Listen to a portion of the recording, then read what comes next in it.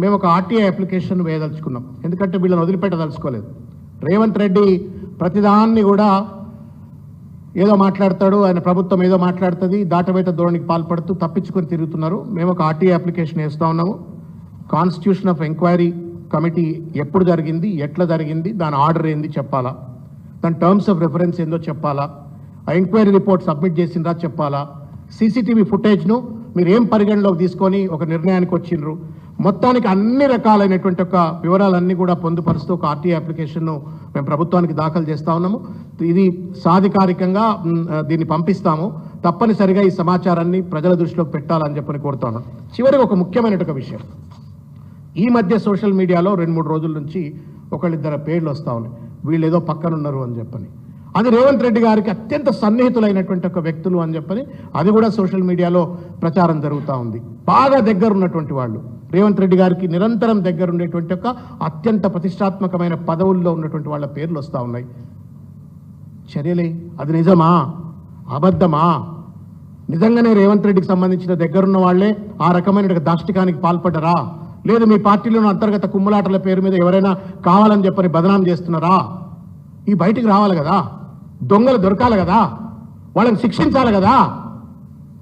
కాబట్టి నేను విజ్ఞప్తి చేస్తా ఉన్నాను రేవంత్ రెడ్డి గారికి, ఇది మీ ప్రైవేట్ తెలంగాణ మీ ప్రైవేట్ ఎస్టేటు కాదు, ఆ ఈవెంట్ మీ ఫ్యామిలీ ఈవెంట్ కాదు, ఇది ప్రజల ఈవెంట్, ప్రజల సొమ్ముతో నిర్వహించిన ఈవెంట్. కాబట్టి దీనికి జవాబుదారీగా ఉండాలా. విదౌట్ అకౌంటబిలిటీ ఇర్రెస్పాన్సిబుల్గా నేను తప్పించకపోతా అంటే మాత్రం బీఆర్ఎస్ పార్టీ ఊకోవడానికి సిద్ధంగా లేదు. ఇది మహిళలకు సంబంధించిన అంశం. మహిళల యొక్క ప్రియాంక గాంధీ, సోనియా గాంధీ లాంటి మహిళలు లీడ్ చేస్తున్నటువంటి ఒక పార్టీ అండి ఇది మీది. వాళ్ళకు కూడా అవమానం ఇది. It's an insult to Sonia Gandhiji, it's an insult to Priyanka Gandhiji, it's an insult to Meenakshi Natarajan ji. 3 మహిళలు ఉన్నటువంటి ఒక ముఖ్యమైనటువంటి ఒక పార్టీ, ఆ పార్టీలో ఇంత చిల్లరగా మహిళల పట్ల వ్యవహరిస్తున్నటువంటి ఒక తీరును ఇంతవరకు మాట్లాడుతున్నారు. మన తల్లో చెల్లో ఎవరన్నా విదేశాలకు చదువుకోవడానికి పోతే అక్కడ ఉన్నటువంటి ఒక యూనివర్సిటీయో లేకపోతే అక్కడ ఉన్నటువంటి ఒక సంస్థల వాళ్ళు ఈ రకంగా వ్యవహరిస్తే ఎంత కడుపుల బాధ అవుతుంది చెప్పండి. ఆ మిల్లా మేఘి తల్లిదండ్రులు ఎంత బాధపడుతున్నారు, ఆ అమ్మాయి ఎంత బాధపడుతున్నది.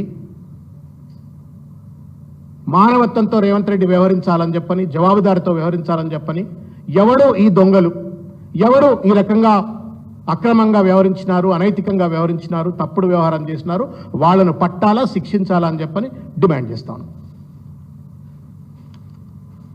అదేవిధంగా ఇంకొక చిన్న మాట మిత్రులారా, మీడియా మిత్రులారా, మహబూబ్ నగర్ జిల్లాలో పెద్ద ఎత్తున ప్రజలు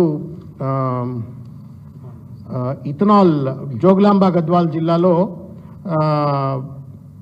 ఇథనాల్ ఫ్యాక్టరీ నిర్మాణం ప్రజల యొక్క అభిష్టానికి వ్యతిరేకంగా ఏ పర్మిషన్లు లేకుండా ఇష్టం వచ్చినట్టుగా కొంతమంది పెట్టుబడిదారులు అక్కడ ప్రజల భూములను అక్రమంగా లాక్కొని అక్కడ నిర్మాణం చేస్తుంటే ప్రజలు అక్కడికి వెళ్ళి నిరసన తెలిపినారు. మొదలు కలెక్టర్కు విజ్ఞప్తి చేసిండ్రు, అయ్యా మాకు ఇక్కడ పబ్లిక్ హియరింగ్ జరగలేదు, పొల్యూషన్ క్లియరెన్స్ రాలేదు అని చెప్పని అడిగినారు, సమాధానం చెప్పలేదు. అయినా దౌర్జన్యంగా అక్కడ నిర్మాణం చేస్తూ ఉంటే ప్రజలు నిరసన తెలిపితే వాళ్ళందరినీ కూడా ఇవాళ రైతులను, రేవంత్ రెడ్డి గారి స్వంత జిల్లాలో రైతులను ఇష్టం వచ్చినట్టు గొడ్లను కొట్టినట్టు కొట్టి ఇవాళ పోలీస్ స్టేషన్లలో బందీ చేసినారు. దీన్ని బీఆర్ఎస్ పార్టీ పక్షాన తీవ్రంగా ఖండిస్తూ ఉన్నాం. రైతుల సమస్యను ఏమైతే చర్చించండి, కానీ లాఠీలు సమాధానం కాదు, జైళ్లు పోలీస్ స్టేషన్లు సమాధానం కాదు. ఇదేం రేవంత్ రెడ్డి ఒక నియంతృత్వంతో వ్యవహరించేటువంటి ఒక తీరు కనుక చూపెట్టినట్టయితే తప్పనిసరిగా బీఆర్ఎస్ పార్టీ రైతుల పక్షాన మేము కూడా పోరాడతాం, వాళ్ళకి అండగా ఉంటామనే విషయాన్ని తెలియజేస్తాం.